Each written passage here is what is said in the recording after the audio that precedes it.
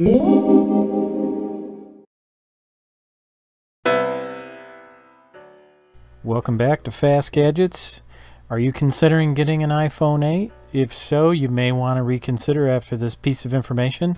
It's actually been out since June 9th. However, with Apple's new iPhone 8, unfortunately, it's going to miss out more than likely on the higher speed data links that are becoming available shortly, hopefully within this year. I think more than likely in 2018, but most of the phone companies services that are available are going to roll out LTE 1 gigabit at some point, and again, that's not gigabyte speeds, that's gigabit.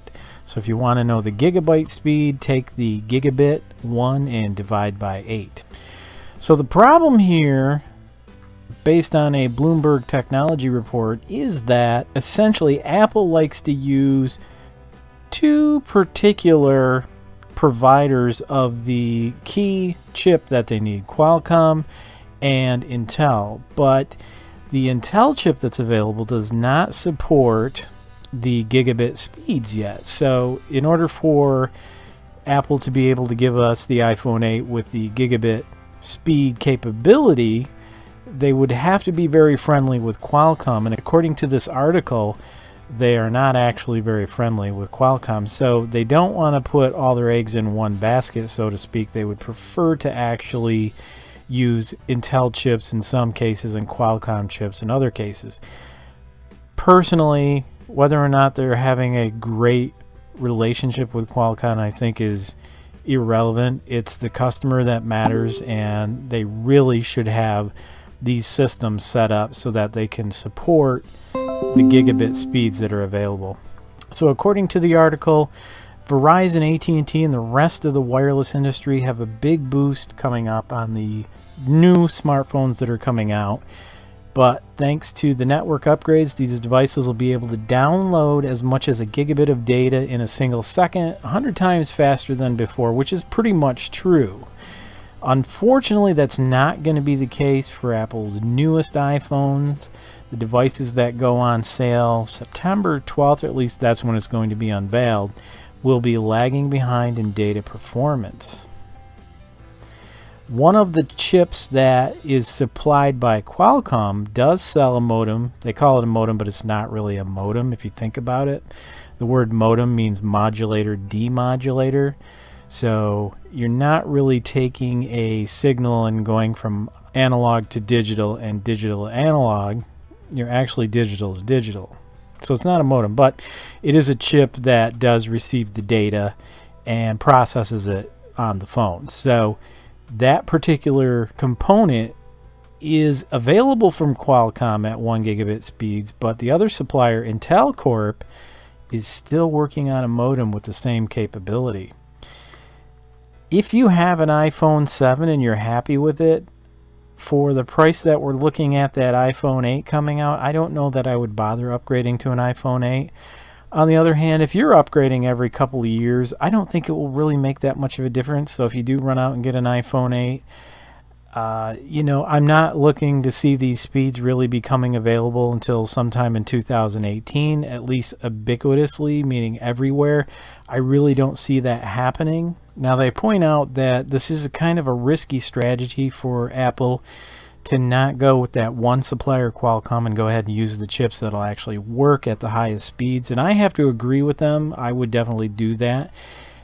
You have to take into account that the Samsung Galaxy S8, S8 Plus, and the Note 8 are all prepared for gigabit speed. So Apple's #1 competitor basically already is in the catbird seat. They're ready to go. They're ready to support that high-speed LTE at 1 gigabit. And if you think about it, 1 gigabit would be amazing. The question being, what would you need to download or upload at 1 gigabit to your phone? I really can't think of anything offhand.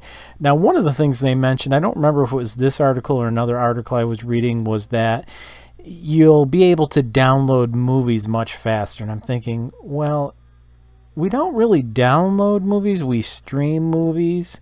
If you're downloading movies, it's probably illegal, although there are some cases where it's not illegal. In the case of Netflix, you can download some of the content from Netflix is stored on your mobile device temporarily, and you're able to watch it even if you're not anywhere where you can get a signal, which is very cool. So there are some legal ways that you can download content, but I think that most people are probably going to do that on Wi-Fi, with many of us on metered connections at this point where we have a bandwidth allotment. It's highly unlikely that we're going to use that up downloading one movie, say, at high resolution for our phone that could take up 3 or 4 gigabytes and quite possibly use up all of our bandwidth allotment that we have for that particular month. So I'm not seeing that happen. I would think that most people would do it on Wi-Fi because that would be even faster. So I don't see it as very likely using the radio. Radio meaning the actual built-in signal for the phone as opposed to Wi-Fi. Although 1 gigabit sounds really cool, for average internet use, I don't think anybody will be able to tell any difference. 100 megabits versus 1 gigabit. 99% of the time we never even get close to 100 megabits, and that's really more theoretical than anything. I don't think we actually see that speed. The limited testing that I've been doing, at least with my LTE, I do not see 100 megabit speeds. It gets close, but I really don't see it that often. So not very likely that we're going to need it for your average internet use. So it'd be for bulk downloading of large files or uploading. And if you're not doing that very much and you are doing it on Wi-Fi, you won't notice a difference at all. So I think that for those people who grab an iPhone 8, they're really not going to notice it. It's not very likely. Now the carriers are really trying to compete heavily. Sprint, T-Mobile, AT&T, and Verizon, they're all trying to compete and say we have the fastest speeds.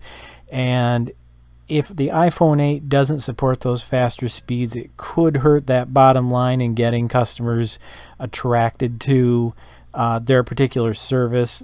Although really I don't think it matters, because if you're already on a certain service and you buy an iPhone 8 and you can't do gigabit Ethernet for the reasons we stated earlier, it's not very likely that people are going to notice. And those individuals who want the iPhone 8 are not going to wait until the iPhone 9 comes out. Even if they're on an iPhone 7, I think they're going to do it. Personally, that's for me. I can't imagine myself doing that. I'm still using the Galaxy Note 4, which works very well.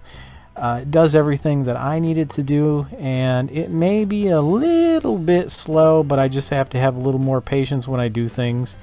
But that doesn't really bother me, although I have considered looking at the Galaxy Note 8, which I think I will take a look at, but it's going to be a long time before I can pick one of those up. Hopefully this information will help you out. As always, thank you for watching, and I'll see you next time on Fast Gadgets.